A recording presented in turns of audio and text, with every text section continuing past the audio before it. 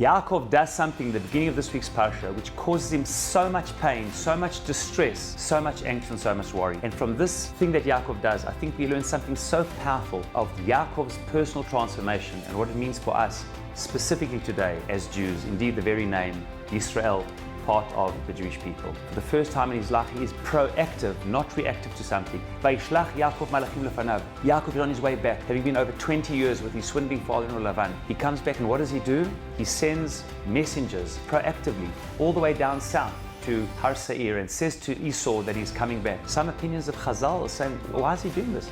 Let sleeping dogs lie. If the bear is sleeping, leave it alone. The person who you, so to speak, stole or deceived them in taking their birthright and the blessing from them, you really want this confrontation with him? And after he does this, he hears that Eisav is on his way to a meeting with 400 soldiers. And what does he say? Vayira Yaakov ma'od. He's so scared. That's not enough. Vayetzer lo. He's suffering. Vayachatz et ha'am asher ito v'et shtei machanot. He prepares for war. Yaakov, you initiated this. Why are you so scared? Why did you send it there in the first place? Why did Yaakov do something that the response would cause him so much distress and so much pain that he now, for the first time in his life, has to fight a battle and a war? You see, the answer is Yaakov has had enough of running away. His entire life is running away. As it says in the Haftarah of last week, that Vayivrach Yaakov stay Lavan, that he ran away. And then again, when he had problems with Lavan, and he realized after 20 years he needed to go back to the land after having received a prophecy. It says, Vayignovet leiv Lavan, he deceived Lavan, he left with his daughters and family, and Vayivrach, he boreachu, he's always running away.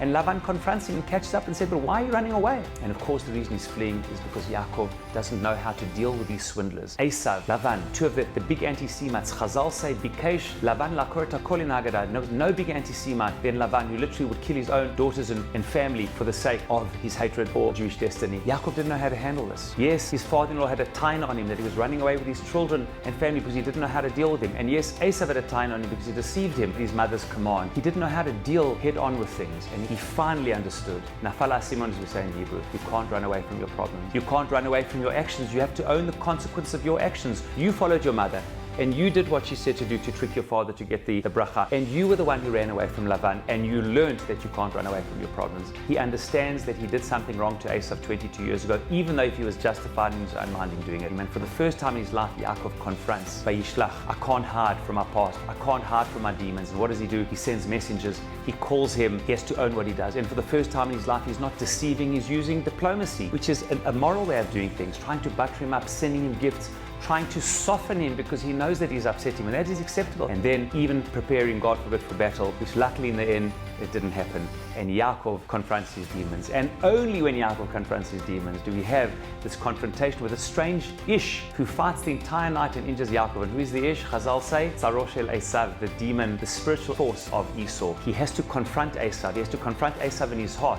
And only when he's able to do that do we have the massive transformation. When he says, bless me to the angel, what does the angel say? I'm going to change your name. You're no longer Yaakov, the person that Eisav said, Zeh Yaakveni Pamayim, the person who deceived me twice with the blessing and the birthright. You are Yisrael, the one who confronts their demons and owns them. Ki sarita in Elokim v'im anashim v'tuchal, because you stood up. Sarita Yisrael means the one who stands up to their battles, to their demons, to the people they need to confront and overcomes them. And only when that happens is his name able to be changed. And that is the greatness of Yaakov, transforming into Yisrael, the one who confronted his demons and emanated. Yes, when you confront your enemies and your demons, you sometimes get injured. It's the price of confrontation, but the price of deception and avoidance is even worse. And therefore he limped. He was hit and injured in the thigh, and he limped for the rest of his life. And we as Jews are limping to an extent since then. We face anti-Semitism. We continue not to eat the Gida Nasher, the sciatic nerve, remembering the price of battle and confrontation. But we have no choice. Bad things happen in the world when the good people are quiet. They remain in the tents. It says about Yaakov as Ish Ohalim, and they let Eisav run the field. But when Yaakov brings the voice of purity, the voice of Torah, the voice of Hashem, and combines it with being involved in Jewish affairs and leading and having to fight the Lavans and Eisav. And Rashi says, who are the people he overcome? Sarita Manashim, who are the people? Lavan Vayisab. When he's able to confront evil and bring truth to justice and holiness to justice and confront his demons and not avoid them, the Jewish people are born. Yisrael is born. May Hashem bless us to continue to confront those we need to confront with blessing, without injury, with healing, and only with good things.